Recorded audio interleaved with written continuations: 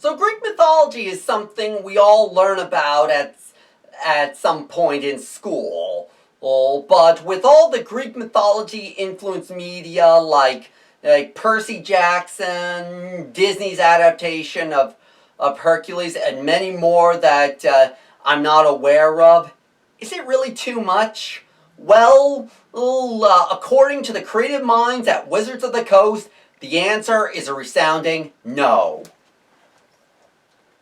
Welcome to Theros, ladies and gentlemen. Roll the intro.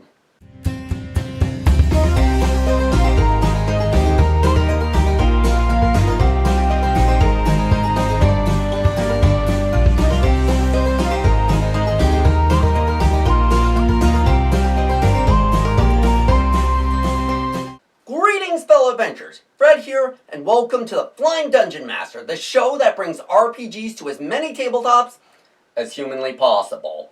Now, we have already explored the streets of the guild-controlled old city plain of Ravnica, but now we are setting sail to a land of myth and legend, and as we explore the world of Theros, another setting from Magic the Gathering, brought into the multiverse of Dungeons & Dragons. But will the gods favor this setting as a D&D book? Let's find out. So without further preamble, let's dive into it. Now, one thing I should point out is that this book follows a very similar structure to that of Ravnica in terms of order of the chapters, with player options being at the front.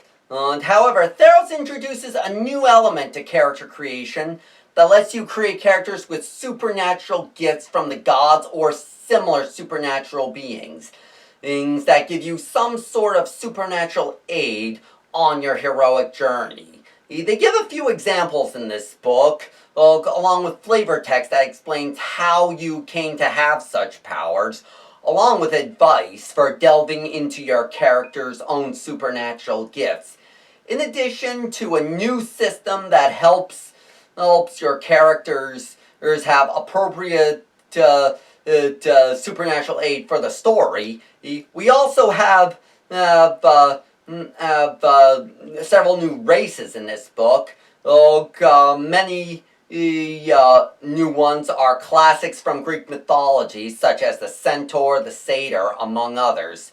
There's also included are two subclasses for the Bard in the form of the College of Eloquence and the Paladin with the Oath of Glory, which as well as a new background in the form of the Athlete, to all make it possible to bring a Greek mythological hero influenced character to the game table. The second chapter covers what would be considered the most important part of a Greek myth-inspired setting, the gods.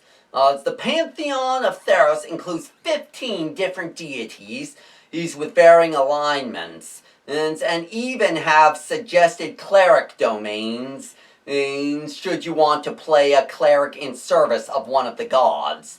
But Theros takes it a one step further and offers a piety system to those who wish to curry favor from a specific deity. A piety works similar to inspiration, but when you earn favor of the gods, you get various benefits as rewards for pleasing the specific god. But be warned, displeasing the gods will lose you piety, and therefore your gifts will be taken away. As with the gods of the Greek pantheon, the gods of Theros have several stories that in which they turn up in that are summarized in each of the gods' sections. Chapter 3 revolves around the world of gods and mortals. It explains the mortals' culture, government, and life in the various regions of Theros in better detail to give the DM and players a sense of how the people of Theros live their lives.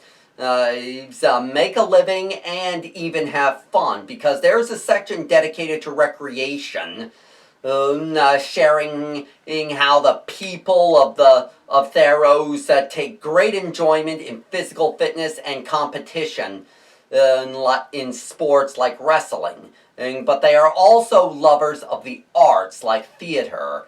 Or if I ever play this setting with my dad, I know where he will want to be, seeing as he was a theater professor. But this is a Greek-inspired setting, and so the gods would have a realm of their own as well, right? Well, yes, they do. The realm of the gods is called Nyx. It's an endless plane of existence, and it's where the powers and potentiality of belief hold sway. It is here that the pantheon of gods watch over the mortals.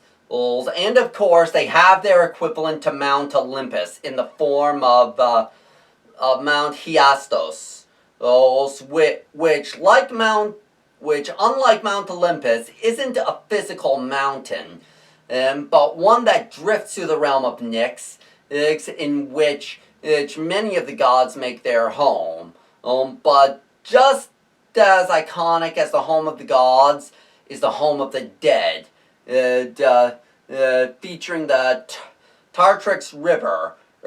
But while Greek souls had only Elysium and Tartarus, to the best I remember, from high school English class, Theros has 5 different realms for the dead.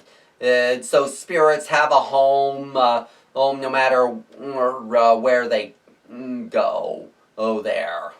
Chapter 4 revolves around creating adventures in Theros, providing adventures and advice for god-based quests, including some things not to do, as well as advice for subtle communication between gods and mortals, such as omens, visions, and more, including a table of options for each deity. This section also includes details on what kind of characters are likely to be champions of the individual gods, as well as what qualities these champions have, and what villains of such adventures may be like. Almost to the end, and Chapter 5 is all about treasure. It encourages dungeon masters to take already existing magical items and make them associated with specific deities and so forth, easily integrating pre-existing D&D material into Theros. But the book, as usual, has its own magical items, such as the flying chariot being my personal favorite. But like the Daedra of Skyrim, the gods of Theros have their own artifacts, each imbued with appropriate powers. And finally, Chapter 6 is all about creatures. The chapter opens explaining the Nyx-born creatures as the creations of consciousness, that can be creatures from the monster manual, but given a Nyx-born origin and a trait. The book continues by integrating appropriate classic D&D monsters into the world of Theros, such as the Cyclops, Basilisk, and the Kraken. But we cannot forget about the new monsters coming off the cards of Magic the Gathering Theros sets, ranging from chimeras, Cerberus, and harpies, among others.